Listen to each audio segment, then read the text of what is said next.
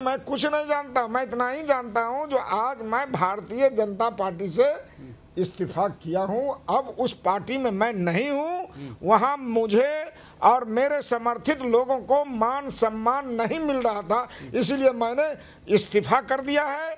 Bharatiya Janata party में पिछड़ों को, दलितों को, मतलब वंचितों को सम्मान मिलना मुश्किल है। गए ही क्यों थे बीजेपी में जब? अब एक बात मतलब आप वेद प्रकाश जी, आपके बारे में मुझे बहुत अच्छी जानकारी है, जो अच्छे पत्रकार हैं, लेकिन क्वेश्चन आपका उतना मतलब हार्ड है, जो आप गए थे क्यों? मुकेश सहनी आरोप लगा रहे हैं कि बीजेपी ने मेरे 4 विधायकों को खरीद लिया।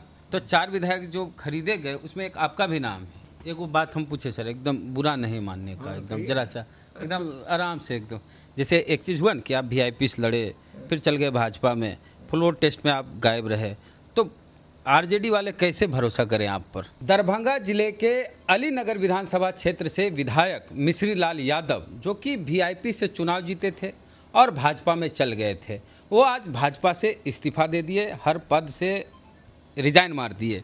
तो क्यों रिजाइन मारे, आगे का क्या प्लान है? चुनाव का मौसम है, अब चुनाव में समय ही कहाँ है सर। आप चुनाव तो लड़े थे वीआईपी पार्टी से, मुकेश सहनी जी की पार्टी से, फिर बीजेपी में चल गए और उसके बाद फ्लोर टेस्ट जब हो रहा था तब आप पर आरोप लगा कि आप गायब हो गए।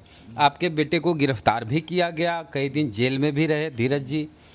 तो आज आप बीजेपी से रिजाइन क्यों कर दिए? अब एक बात मैं बता रहा हूँ, मैं राजनीतिक व्यक्ति हूँ, साधारण कार्यकर्ता रहा हूँ। मुझे लगा जो भारतीय जनता पार्टी में अब मुझे मान सम्मान नहीं मिल रहा है, स्वाभिमान की रक्षा करना वहाँ मुश्किल है, इसलिए मैंने उस पार्टी में रहना उचित नहीं समझा और वहाँ से इस्तीफा कर दिया हूँ और भारतीय जनता पार्टी के सभी पदों से भी इस्तीफा कर दिया हूँ। तो गए ही क्यों थे बीजेपी में जब? अब एक बात मतलब आप वेद प्रकाश जी, आपके बारे में मुझे बहुत अच्छी जानकारी है, जो अच्छे पत्रकार हैं, लेकिन क्वेश्चन आपका उतना मतलब हार्ड है, जो आप गए थे क्यों? नहीं, सवाल होगा सर जरा सा मेरी सर, हम एक आम आदमी की तरह सवाल पूछते हैं सर, जैसे आपके वोटर भी आपसे पूछ सकते हैं कि मैं सर आपको मुकेश सहनी जी की पार्टी के उम्मीदवार के रूप में जिताया, लेकिन आप चल गए बीजेपी में और जब फ्लोर टेस्ट हुआ उस समय भी आप गायब पाए गए, तो फिर ये सवाल तो बनता ही है। अब एक बात मैं बता रहा हूं, जो ये पार्टी का सवाल है, जो फ्लोर टेस्ट हुआ था वहां मैं थोड़ा देर हुआ था, लेकिन जहां सरकार के पक्ष में मतदान हो रहा था और उसमें हम थे, उस पर तो मेरा बयान बहुत पहले आ चुका है, बात पुरानी हो गई है, बात खत्म हो चुकी है, तो उस बात की अब यहाँ कोई जरूरत है। तो बीजेपी क्यों छोड़ दिए फिर? बीजेपी के साथ अब ये बात मैं बता रहा हूँ, मैं एक राजनीतिक व्यक्ति हूँ और राजनीति में मुझे लगा जो भारतीय जनता पार्टी में रह के हमारे साथ जो लोग हैं, न उसके सम्मान की रक्षा कर सकते हैं, न हम अपनी रक्षा कर सकते हैं। हमें स्वाभिमान पर मतलब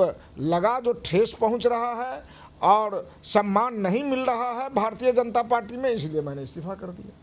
और पिछड़ों की बात आप बोले थे आज पीसी में कि दलित पिछड़े का, अब एक बात आप समझिए, जो मैं, ये तो व्यक्तिगत हो गया, मैं बता रहा हूं जो मैं पिछड़ा का बेटा हूं, पिछड़ा हूं, तो मैं जो कहता हूं जो भारतीय जनता पार्टी में मुझे सम्मान नहीं मिल रहा था, स्वाभिमान पर ठेस पहुंच रहा था, इसलिए मैंने कहा जो पिछड़ा विरोधी है, इसलिए मैंने कहा जो भारतीय जनता पार्टी पिछड़ा विरोधी है, दलित विरोधी है, इसीलिए मैंने कहा जो मेरे भाव से आपको लग रहा है कि नहीं, जो मैंने जो बात कही वो अपने आप में परफेक्ट सर। आप तो एमएलसी भी रहे हैं, आप बड़े नेता हैं, और मुकेश सहनी आरोप लगा रहे हैं कि बीजेपी ने मेरे 4 विधायकों को खरीद लिया। तो उस 4 विधायक जो बीजेपी ने खरीदा, तो मैं अभी भी बोल रहे हैं कि 4 के बदले में 40 लूंगा, मेरे 4 विधायकों को खरीद लिया बीजेपी ने, तो 4 विधायक जो खरीदे गए उसमें एक आपका भी नाम है। देखिए, एक चीज मैं बता रहा हूं, जो अभी उस बात की कोई जरूरत नहीं है। मतलब मनवर मुकेश जी पहले एनडीए के पार्ट थे, हाँ, और अभी महागठबंधन के पार्ट हैं, इसीलिए इस पर अब कोई डिस्कशन करना मैं उतना बढ़िया नहीं समझता। नहीं, इस पर बात नहीं करना चाहेंगे। खैर सर, आपके पास ये जो इस्तीफा जो है दिए हैं बीजेपी को, वो भी आपके पास लेटर है, और इसमें क्या कारण बताए? प्राथमिक कुछ कारण तो इसमें है नहीं स्पष्ट सर। कारण तो मैं बता रहा हूँ। ये तो मीडियम बताए हैं, लेकिन इसमें जो रिजाइन किए हैं बीजेपी को, उसमें लेटर में रिजाइनेशन लेटर में कुछ अगर ये पूछेंगे जो आपका ये जो प्राथमिक सदस्यता से मैंने जो भारतीय जनता पार्टी से जो इस्तीफा दिया हूँ, अगर इसमें पूछेंगे जिसमें आप में कुछ बताया नहीं है तो फिर बता देंगे उनको। स्वीकार हो गया वहाँ? हाँ बिल्कुल। बीजेपी में आपका इस्तीफा अभी तो उनके हाथ में है, जो क्या किए नहीं किए वो तो पार्टी जाने अच्छा, की। ये सर एक चीज बोलते हैं, कोई बड़ी बात नहीं सर, चुनाव में देखते हैं दूसरे दल के नेता दूसरे दल में आ रहे हैं, टिकट के लिए आ ही रहे हैं। कोई नीतीश कुमार के बारे में कहते थे अरुण कुमार की छाती तोड़ देंगे, अभी देखिए जदयू में चले गए। 2015 में जब आरएलएसपी से सांसद थे, तो ये हो ही रहा है। बांका के सांसद हैं गिरधारी यादव जेडीयू से, उनके बेटे जदयू राजद ज्वाइन किए, तो ये सारा चीज़ चल रहा है। तो अब बात आती है कि तैयारी कहाँ की है राष्ट्रीय जनता दल में आपके बेटे के तेजस्वी यादव जी के आवास पे जाने की चर्चा? ये मुझे पता नहीं है। जो हमारा बेटा मतलब भूमि संघर्ष मोर्चा चला रहे हैं, उसका मतलब कन्वेनर है, वो आंदोलन करता है। आंदोलन करके केवटी और दरभंगा के अंदर में गरीबों को जगाया है। अब ये मतलब अपने आप में कहाँ जाते हैं कहाँ नहीं जाते हैं वो हमारा धीरज जी ही जानते हैं। वैसे धीरज जी के बारे में मुझे जो देखने को मिला, जो धीरज जी एक अच्छे इंजीनियर थे, इंजीनियर की पढ़ाई दक्षिणी भारत में की है, और पढ़ने के बाद ये आ गए और राजनीति में रुचि रखने लगे। रुचि रखते रखते रखते 10 वर्षों से केवटी के अंदर, केवटी मेरा घर पड़ता है, छाछा पचाड़ी गांव है, वो मेरा गांव है और केवटी ब्लॉक है। तो वहाँ केवटी में 10 वर्षों से मुखिया के रूप में काम कर रहे हैं। और मुखिया के रूप में काम करने के बाद ये केवटी में जो जन समस्या है, बुराई है, अत्याचार है, घूसखोरी है, भ्रष्टाचार है, उसके खिलाफ जन आंदोलन का रूप दिया है। और जन आंदोलन के रूप के बाद अगर धीरज जी को वहाँ की जनता कहती है जो मतलब आप एमएलए लड़िए, आप एमएलए बनिए, और अपनी भी ख्वाहिश है लोगों की जो एमएलए बने, तो मेरे जैसा पिता इस बात का समर्थन करेगा। और धीरज जी को अगर वहां से चुनाव लड़ते हैं तो हमारा पूरा पूरा सहयोग रहेगा। कौन पार्टी से सर? अब पार्टी क्या होगा वो धीरज जी ने बताएंगे भाई। हम आपके सुपुत्र हुए, जिसका उम्र 35 साल हो गया, उसके घरे गतिविधि की जानकारी कहीं पिता को होगा। मुरारी मोहन झा अभी वहाँ बीजेपी से विधायक हैं, और अब्दुल बारी सिद्दीकी वहाँ चुनाव लड़े थे 2020 में। तो अब्दुल बारी सिद्दीकी का टिकट काट के धीरज जी को टिकट दिया जाए, ये आप चाहते हैं? देखिए मतलब मैं टिकट किसी को काटवाना नहीं चाहता हूँ। मानवर अब्दुल बारी सिद्दीकी जी वहाँ से चुनाव लड़े हैं और ये मांग नहीं रहे किसी से जो हमको दे दीजिए। धीरज जी को वहाँ की जनता कह रही है, इनका जो जन आंदोलन है उसके समर्थन में जो जनता है वो कह रही है जो वहाँ का एमएलए धीरज जी लड़े। किसी का टिकट कहाँ काट रहा है भाई? धीरज जी तो कौन होते हैं टिकट काटने वाले? तो तेजस्वी जी से मुलाकात हुई, क्या बात? अरे एक बात सर, मीडिया में खबर चल रही कि आप भी गए होते। देखिए एक चीज मैं बता रहा हूँ, वो बात से मैं कुछ नहीं जानता। मैं इतना ही जानता हूँ जो आज मैं भारतीय जनता पार्टी से इस्तीफा किया हूँ, अब उस पार्टी में मैं नहीं हूँ। वहाँ मुझे और मेरे समर्थित लोगों को मान सम्मान नहीं मिल रहा था, इसलिए मैंने इस्तीफा कर दिया है। भारतीय जनता पार्टी में पिछड़ों को, दलितों को, मतलब वंचितों को सम्मान मिलना मुश्किल है, इसलिए बीजेपी छोड़ दिए। इसलिए बीजेपी छोड़ दिए। अच्छा, तो फिर अब बीजेपी खिलाफ प्रचार करिएगा महागठबंधन? अब एक बात आप समझे, जब उस पार्टी में मैं नहीं हूँ तो मैं क्या करूँगा वो तो समय बताएगा। एक वो बात हम पूछे सर, एकदम बुरा नहीं मानने का, एकदम जरा सा एकदम आराम से, एकदम जैसे एक चीज़ हुआ ना कि आप वीआईपी से लड़े, फिर चल गए भाजपा में, फ्लोर टेस्ट में आप गायब रहे, तो आरजेडी वाले कैसे भरोसा करें आप पर? अब देखिए एक चीज मैं बता रहा हूँ, जिस पार्टी की बात कर रहे हैं, जिन लोगों की बात कर रहे हैं उसका कोई जिक्र नहीं है यहाँ। वो जो मामला सब है पुरानी हो गई बात सब, और किसी भरोसे की हम तो अभी भारतीय जनता पार्टी से रिजाइन दिया हूँ, कहीं ज्वाइन नहीं किए। अरे भैया इसमें देख रहे हैं आपको, मैं बोला हूँ कभी? आप बीजेपी से रिजाइन कर दिए हैं मिश्री लाल यादव, इसी तरह का रिजाइन किए थे वीआईपी पार्टी से कभी? नहीं पटिया से ना डायरेक्ट बीजेपी। आप एक बात मैं बता देता हूँ, लंबी चौड़ी कहानी, बड़ी जिंदगी की कहानी लंबी होती है। मेरे जीवन का मूल मंत्र संघर्ष है, और संघर्ष के बल पर ही मैं ग्राम पंचायत का मुखिया बना हूँ, और मतलब 2 बार एमएलसी बना हूँ, आज एमएलए हूँ। आज संघर्ष के बल पर ही धीरज यादव जी केवटी प्रखंड के अंतर्गत 10 वर्षों से मुखिया के रूप में काम कर रहे हैं। संघर्ष मेरे परिवार और मेरा जीवन का मूल लक्ष्य सिर्फ एमएलए बनना नहीं है, एमएलए बन के गरीबों की इज्जत आबरू की हिफाजत करना है, वंचितों के उपेक्षितों को सम्मान देना है, उसके अधिकार के लिए संघर्ष करना है। उसमें धीरज जी बहुत आगे हैं, बहुत आगे हैं। अब सवाल अच्छा, अब ये सब हो गया आपका पर्सनल जो हुआ।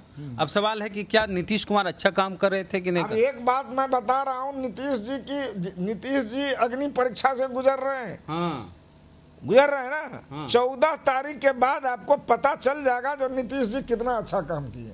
इसमें क्या पूछना है, कितना अच्छा काम किए हैं। मेट्रो चला दिए सर। अच्छा, मेट्रो चल रही है पटना। अच्छा, मेट्रो चले वो अलग बात है, सब कुछ चले, लेकिन एक बात मैं बता दे रहा हूँ, ब्लॉक के अंदर व्याप्त भ्रष्टाचार है। तब बिना घूस का कोई काम नहीं हो रहा है, बिना घूस का कोई काम नहीं। आपसे घूस मांगता है कि नहीं? बिना घूस पेंच का कोई काम नहीं हो रहा है। ब्लॉकों नहीं जाते हैं, कोई काम वैसा पड़ता नहीं तो जाके जरा देखिए, कहेगा जी फोफा जो लगाते हैं उससे काम नहीं चलेगा, बैकडोर से कुछ भेजिए। फोफा माने? अरे ये जो दिखा रहे हैं फोफा है। माने ब्लॉक में कोई काम बिना रिश्वत का नहीं हो रहा, पूरा भ्रष्टाचार है। भ्रष्टाचार में मतलब अधिकारी अफसरशाही बढ़ गया है ब्लॉक के अंदर, पूरा बढ़ा हुआ है अफसरशाही। इसको रोकने में असफल रहे हैं। तो महिलाओं को पैसा जा रहा है, लोन मिल रहा है, वो कह रहे हैं कि महिला का उत्थान किए, नीतीश कुमार का वोटर है सब महिलाएं। अब एक बात मैं बता रहा हूँ, जो सरकार, ये जो स्टेट है, वेलफेयर स्टेट है, लोक कल्याणकारी राज्य है। जो सरकार होगी जनता के लिए काम करेगी। अच्छा, धीरज जी से भी बात कर लेते हैं। इन्हीं के तेजस्वी यादव जी से मिलने की चर्चा हो रही है। तेजस्वी यादव से मिलने गए थे, हालांकि खबर तो ये भी है कि मिश्री लाल यादव जी भी गए थे। क्या हुआ मुलाकात के बाद तेजस्वी जी से धीरज जी? अरे भाई, अगर हम राजनीतिक व्यक्ति हैं और हमको न जाने में कहीं कोई रोक सकता है, न आने में कोई रोक सकता है, हम डंका बजा करके जाएंगे। इसमें आप लोग संशय में काहे पैदा करते हैं? हम काहे संशय, हम तो पूछ रहे हैं। आप संशय लड़िए चुनाव। जिस दिन हम तेजस्वी जी के यहाँ जाएंगे, चाहे कहीं जाएंगे, उस दिन बड़ा प्रेस कॉन्फ्रेंस होगा। और हमारे लोग हजारों हजार लोग हैं, हमारे फॉलोअर्स हैं, भारी संख्या में लोग आएंगे, और जहाँ जाएंगे वो सब लोग साथ जाएंगे। आप संशय क्यों पैदा कर रहे हैं? हम काहे पैदा करें? खबर चल रही है। हमारे पिताजी और हम लोग आपको भारतीय जनता पार्टी के प्राथमिक सदस्यता से जो है इस्तीफा किए हैं। उसके बाद अगला जो स्टेप होगा वो सार्वजनिक होगा। इसी तरह से आप लोग आएंगे, सार्वजनिक कर देंगे, पूरे बिहार का लोग जानेगा। आप ही सिर्फ क्या जानिएगा, पूरा बिहार का लोग जानेगा। हम अपना थोड़े जानते, सब बिहार के जनावेल जानते जी। कि आरजेडी में आप पहले से थे कि अब ज्वाइन करेंगे? हम लोग न्यूट्रल थे, और आपको जो है पहले ही बताया हूँ कि हम लोग सामाजिक पृष्ठभूमि से आते हैं, समाजवाद का विचार को मानने वाले लोग हैं, सोशलिस्ट और सेकुलरिज्म को मानने वाले लोग हैं, और लगातार इस बिंदु पर हम लोग काम भी करते हैं और इस धारा को मानते भी हैं। चलिए, तो केवटी है ना विधानसभा क्षेत्र दरभंगा, वहीं चुनाव लड़ना चाहते हैं धीरज जी आरजेडी से, जैसी खबरें हैं। बात भी की, हालांकि खुल के कुछ बोल नहीं रहे।